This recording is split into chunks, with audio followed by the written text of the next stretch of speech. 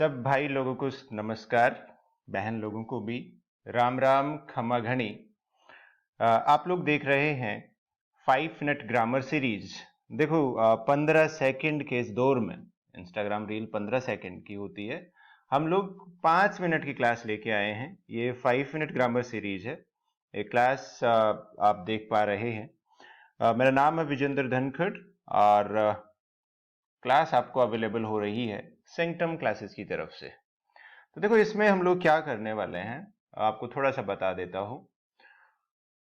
आजकल एग्जाम जो है वो एक तरह से उसमें पैटर्न बेस्ड क्वेश्चन ज्यादा पूछे जाते हैं। इसके लिए आपको पूरी ग्रामर पढ़ने की जरूरत नहीं है। इनके सवालों को आप समझ लो और एक तरह से पैटर्न अगर आप समझ पाते हैं तो फिर उस तरह का सवाल अगर आता है तो वो आसानी से आप सोल्व कर पाओगे। पहला सवाल आप लोगों का है, ये पूछा गया था एसएससी सीजीएल 19 प्री में। इसमें आपको गलती ढूंढनी है। और देखो कोई भी सवाल सोल्व करने से पहले दो बातों का ध्यान रखो। पहली, सवाल के मीनिंग को समझो, अच्छे से पढ़ो, इंग्लिश के सवाल में ही जवाब होता है। और दूसरी, बिना हड़बड़ाहट के उसे अपने एक्सपीरियंस से सोल्व करो। सवाल एक बार हम लोग देख लेते हैं। Due to cyclone Idai vast areas of land, कि बड़ा जो क्षेत्र है जमीन का, भूमि का, हैव बीन फ्लडेड, वहां पे बाढ़ आई है, सड़कें जो हैं वो खत्म हो गई हैं, destroyed, and communications disrupting in Zimbabwe and Mozambique. ये दो देशों के अंदर एक तूफान आया है, उस तूफान की वजह से बाढ़ आ गई है, सड़कें ढह गई हैं और वहां की जो कम्युनिकेशन है, संचार व्यवस्था है, वो भी पूरी तरह से बाधित हुई है।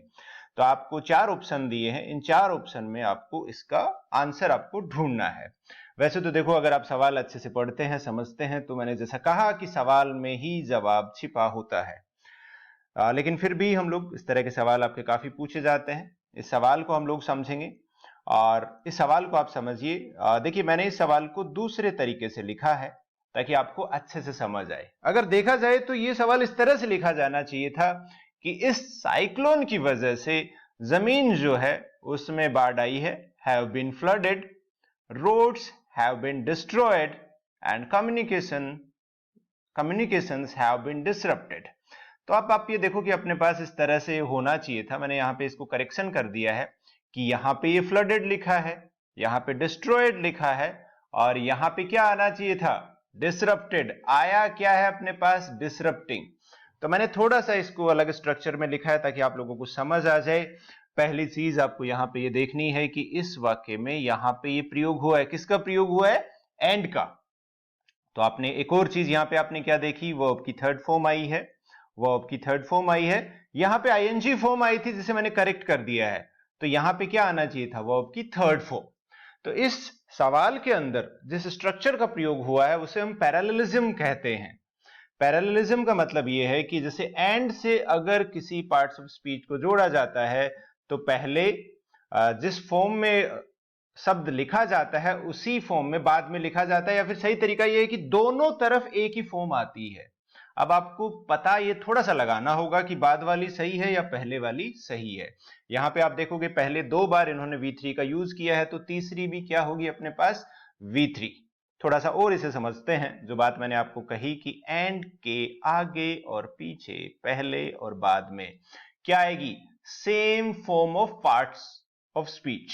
सेम फॉर्म आएगी कि जो भी शब्द आएगा, अगर पहले नाउन आया है तो बाद में नाउन आएगा, पहले एडजेक्टिव आया है तो फिर एडजेक्टिव आएगा, पहले अगर वर्ब आई है तो बाद में भी वर्ब आएगी। ऑपोजिट भी हो सकता है और वर्ब की फॉर्म भी सेम होगी। अगर V1 आई है तो V1 आएगा, V2 आया है तो V2 आएगी, अगर SEIS लगा है तो SEIS, या ING फॉर्म है तो ING फॉर्म। समझ पा रहे हैं आप बात को। तो देखो ये सवाल था, आसानी से आप इसे समझ सकते थे, सोल्व कर सकते थे। एंड अगर आता है और इस तरह का अगर एरर हो तो आप उसे आसानी से समझ सकते हैं। यही सेम तरीका नॉट ओनली बट ऑल्सो में भी लागू होता है। और मैं यहां पे आपको दे रहा हूं एक और सवाल इसी तरह का जो CGL 19 प्री में पूछा गया था। तो आप इस सवाल को पोज करके देखिए और इसका आंसर आप कमेंट करके बताइए, और साथ ही साथ ये भी बताइए कि क्या आपको ये एंड वाला जो तरीका है ये समझ आया कि नहीं आया, क्या आप इस तरह के सवाल कर पाओगे या नहीं कर पाओगे। और अगर आप लोगों को ये वीडियो अगर पसंद आया है तो प्लीज लाइक, शेयर और सब्सक्राइब जरूर कीजिए।